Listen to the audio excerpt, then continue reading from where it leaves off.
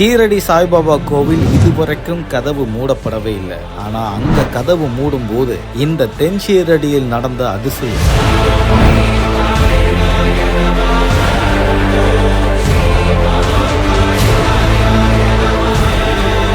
சிவலிங்கத்தின் மீது பிரதிபலித்த சாய்பாபா.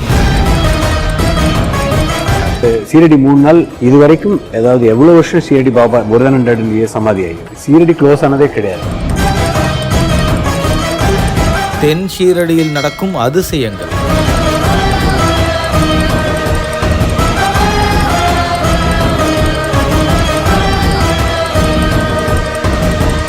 வியாழக்கிழமைனாலே அது சாய்பாபாவுக்கு உகந்த நாள் அப்படின்னு அவரை வழிபடக்கூடிய பக்தர்களுக்கு அது ரொம்பவே ஸ்பெஷல் டேவா கருதப்படுது. சாய்பாபான்னு சொல்லும் போதே ஷீரடி சாய்பாபான்னு தான் சொல்லுவோம். ஆனா எல்லாராலையும் ஷீரடி வரைக்கும் போய் பார்க்க முடியாதுன்ற ஒரு ஏக்கம் இருக்கும். ஆனா ஷீரடியில் போய் சாய்பாபாவை பார்த்துட்டு வந்தவங்களுக்கு என்னென்ன அற்புதங்கள் நடக்குதோ ஷீரடியில மட்டும் கிடையாது, உங்களுக்காக திருச்சி அக்கரைப்பேட்டியில இங்கேயும் நான் அப்படியே தான் இருக்கேன்னு பக்தர்களுக்கு காட்சி வழங்குறாரு. தன்னுடைய கனவுல சாய்பாபா அவர்கள் வந்ததாகவும் பல தலைமுறைகளை கடந்து இந்த ராசி நட்சத்திரத்துல பிறந்த ஒருத்தர் தான் இந்த இடத்துல சாய்பாபா கோயில் கட்டப்படுவார்னு ஏற்கனவே முடிவு பண்ணப்பட்ட சில நிகழ்வுகளும் சிவலிங்கத்தை இங்க அமைக்கும் போது சாய்பாபா அவர்களுடைய முகம் அந்த சிவலிங்கத்தின் மீது ரிஃப்ளெக்ட் ஆகிற மாதிரி எதிர்ச்சியா அமைஞ்ச பல அதிசய நிகழ்வுகளை தென் ஷீரடியா இருக்கக்கூடிய திருச்சி அக்கரைப்பேட்டியில இருக்க சாய்பாபா கோயில நடந்திருக்கு. நான் ஆரம்பத்துல ஒரு சாய்பாபா பக்தராலாம் இல்ல, ஆனா இப்போ ரொம்ப பெரிய பக்தரா மாறி இருக்கேன். என் கனவுல வந்து அவர் காட்சி கொடுத்தது மட்டும் இல்லாம